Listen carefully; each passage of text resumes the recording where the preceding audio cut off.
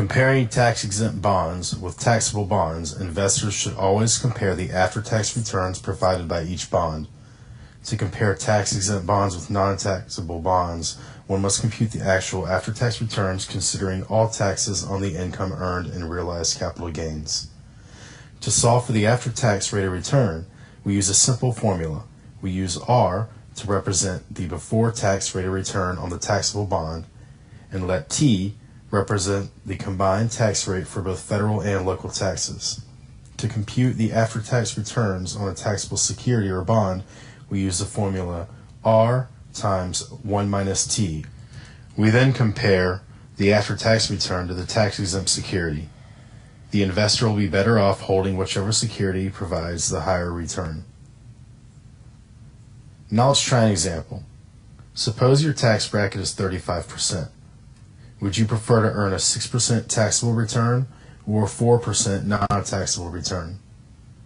All that we need to do is solve for the after-tax return of the taxable security. We do this by using the formula that you learned in this lesson. If we plug in our figures, we find that the after-tax return is 3.9%, 6 times 1 minus 0.35, which equals 3.9%, which is less than the 4% return provided by the tax-exempt investment. This means that we should invest our money in the tax-exempt security even though the explicit return is lower than the explicit return of the taxable investment. Another way to compare taxable bonds with non-taxable bonds is to find the equivalent taxable return.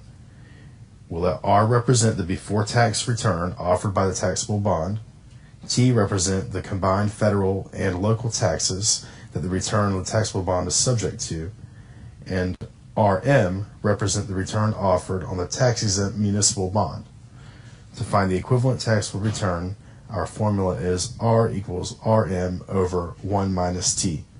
Thus, it is simply the taxable yield divided by 1 minus T.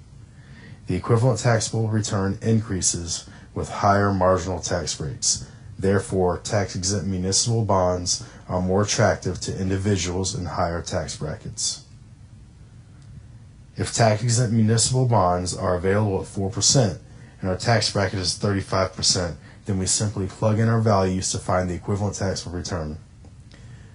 We find that the equivalent taxable return at a 35% tax bracket for a 4% non-taxable bond is 6.15%.